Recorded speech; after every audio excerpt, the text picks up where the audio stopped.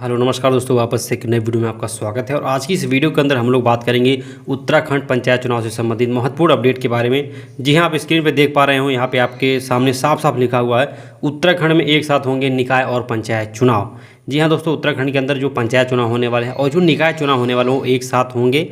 तो क्यों एक साथ होंगे और किस तरीके से क्या चीज़ें होने वाली हैं चुनाव को लेकर के, क्या तैयारियां हैं राज्य सरकार की और किस तरीके से चुनाव को करवाया जाएगा, कब इसका डेट आएगा, किस तरीके से परिसीमन होगा आरक्षण सूची के बारे में, साथ ही साथ क्या कुछ बड़े बदलाव इस चुनाव के अंदर हुए हैं, ये सारी अपडेट आपको इस वीडियो के अंदर मिलने वाला है। तो अब आप इस वीडियो को पूरा ध्यान से देखिएगा, लास्ट तक वीडियो में बने रहिए।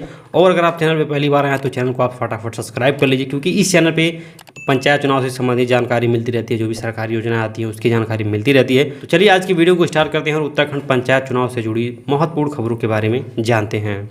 तो दोस्तों, आपको पता होगा उत्तराखंड के अंदर इस समय जो पुराना कार्यकाल है, एक तरीके से जो पंचवर्षीय कार्यकाल चल रहा था पंचायत का, वो पूरा होने को है।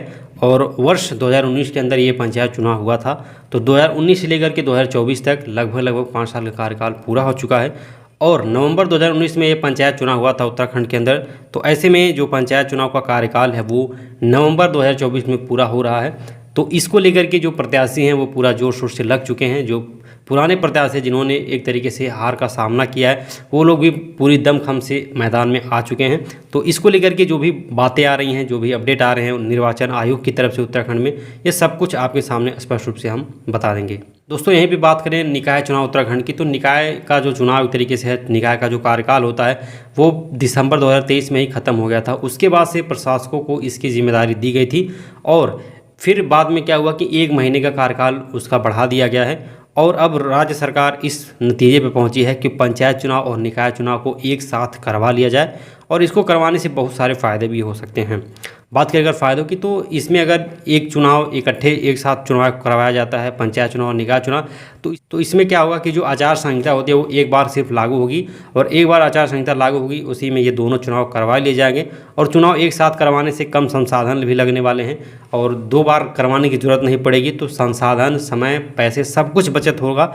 तो ऐसे में जो भी मंत्री हैं उन्होंने सीएम पुष्कर धामी से मुलाकात की है और उनके समक्ष इस बात को पेश किया कि दोनों चुनाव एक तरीके से एक साथ करवाए जाएं। तो इस पर पुष्कर धामी जी ने भी हामी भर दी है।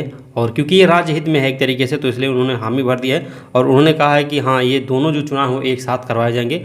तो अब ऐसे में दोस्तों बात करते हैं कब तक होंगे चुनाव। तो चुनाव देखिए, जो कार्यकाल है पंचायत का वो नवंबर में ख़त्म होगा और निकाय चुनाव का कार्यकाल ऑलरेडी ख़त्म हो चुका है। तो ऐसे में अगर नवंबर में पंचायत का कार्यकाल ख़त्म होता है तो दिसंबर से जनवरी के बीच में पंचायत चुनाव 2024 उत्तराखंड में होने की पूरी संभावना बन रही है। और इसको लेकर के जो भी राज्य में ज़िले में काम होते हैं वो काम हो चुके हैं। परिसीमन का काम पूरा हो चुका है, कहाँ पे कौन सी सीट आनी है इसका काम बहुत तेज़ी से चल रहा है। और दोस्तों, वोटर लिस्ट में जो नाम बढ़ाने का कार्य है वो भी शुरू हो चुका है। तो ऐसे में अगर हम एक तरीके से देखें तो पंचायत चुनाव में बिल्कुल भी समय नहीं बचा हुआ है।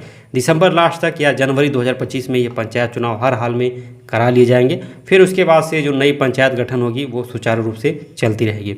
अब यहाँ पे एक बड़ी अपडेट ये भी है कि पिछले कुछ दिनों से ये मांग हो रही थी कि ये जो कार्यकाल है नवंबर 2019 वाला, इसमें 2 साल की बढ़ोतरी की जाए, यानी कि ये जो कार्यकाल है पंचायत चुनाव का इसको 7 साल किया जाए। और इसको लेकर के जो वर्तमान में पंचायत प्रधान थे वो लोग 90 ब्लॉक के अंदर, उत्तराखंड के अंदर जो 90 ब्लॉक हैं, 90 ब्लॉक पर प्रदर्शन इसका जोर शोर से चल रहा था।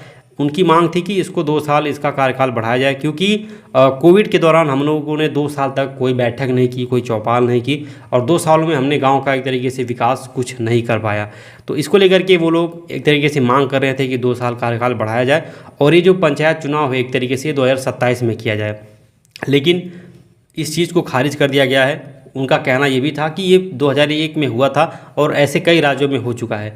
तो इसको लेकर के एक तरीके से सुप्रीम कोर्ट तक ये बात पहुंची थी। फिर कोर्ट ने इस बात को खारिज कर दिया और कोर्ट ने कहा है कि पंचायत एक्ट में इस तरह का कोई भी प्रावधान नहीं है कि कार्यकाल बढ़ाया जाए। तो मिला करके उनकी उम्मीदों पे पानी फिर चुका है। जो लोग इस इंतज़ार में थे कि 2 साल कार्यकाल हमारा बढ़ जाएगा, तो उनको मैं बता देना चाहता हूँ कार्यकाल बिल्कुल भी नहीं बढ़ेगा एक तरीके से। और आप देखेंगे तो आपके पास 2 से 3 महीने का समय बचा हुआ है। अगर आप एक तरीके से पंचायत चुनाव प्रत्याशी हैं तो आपको अपने पूरे दमखम से लग जाना चाहिए पंचायत चुनाव में, क्योंकि कार्यकाल बिल्कुल नहीं बढ़ने वाला है और पंचायत चुनाव अपने तय समय पर भी होगा। यहीं पे बात करें 2 बच्चों वाले नियम की, तो आपको पता होगा पिछले पंचायत चुनाव से ही ये बातें उठ रही थी, ये खबरें उठ रही थी कि जिनके इसमें इस समय 2 से ज़्यादा बच्चे हैं वो लोग चुनाव नहीं लड़ सकते हैं, यानी कि वो एक तरीके से प्रधानी का चुनाव नहीं लड़ सकते हैं।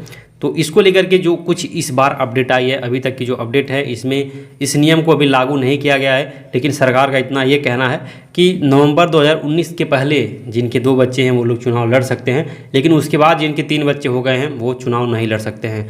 तो ऐसे में अगर इस योजना को देखा जाए तो ये योजना पूरी तरीके से लागू नहीं हुई है और हो सकता है कि इस बार आपको छूट मिल जाए। आपके पास अगर 2 से अधिक बच्चे हैं तब भी आप पंचायत चुनाव लड़ सकते हैं, लेकिन अब आगे से इस तरीके की कोई क्रिया नहीं होगी और आगे से ये जो योजना है ये पूरी तरीके से लागू हो जाएगा। ये जो नियम है पूरी तरीके से लागू हो जाएगा। अगर आपके 2 से ज़्यादा बच्चे हैं तो आप चुनाव नहीं लड़ सकते हैं। सीट की बात करें तो जहाँ पे महिला सीट आई थी, इस बार भी महिला सीट ज़्यादा से ज़्यादा आने की संभावना है और जाति जो समीकरण है उसको पंचायत निर्वाचन आयोग ने एक तरीके से स्पष्ट रूप से देख लिया है। फिर जहाँ पे जो भी सीटें आने वाली हैं जो आरक्षण के हिसाब से उसका भी काम शुरू हो गया है। दोस्तों बात करें वोटर लिस्ट में अपडेट की, तो वोटर लिस्ट में अपडेट का काम भी शुरू हो चुका है और जितने भी ज़िले हैं उत्तराखंड के अंदर टोटल 13 ज़िले हैं, जिनमें हरिद्वार को छोड़ करके 12 ज़िलों में पंचायत चुनाव इस वर्ष होना सुनिश्चित है।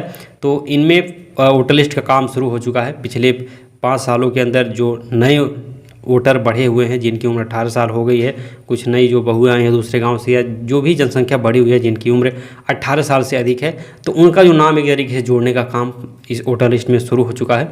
तो अगर आप एक तरीके से प्रधान प्रत्याशी हैं तो आपको भी ये ध्यान देना है कि आपके ग्राम सभा के अंदर ऐसे कितने बच्चे हैं, कि ऐसे कितने लोग हैं जो 18 वर्ष पूरा कर चुके हैं और जिनका एक तरीके से वोटर लिस्ट में नाम आना चाहिए ताकि वो इस बार मतदान कर सके। तो इसको आपको सुनिश्चित करना है अगर एक तरीके से आप प्रत्याशी हैं यहाँ पे।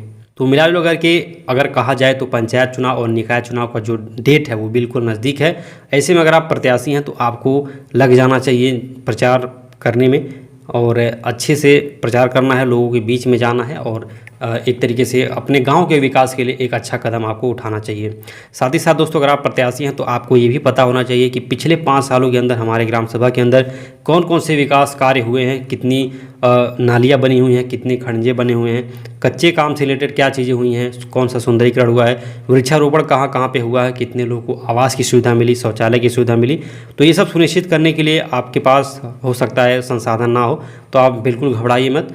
हम आपको ये सारी जानकारी पिछले 5 सालों के अंदर कितना काम हुआ है, कहाँ पे काम हुआ है, एक एक रुपये की जो खर्च हुए हैं, एक एक वाउचर की जानकारी हम आपको दे सकते हैं।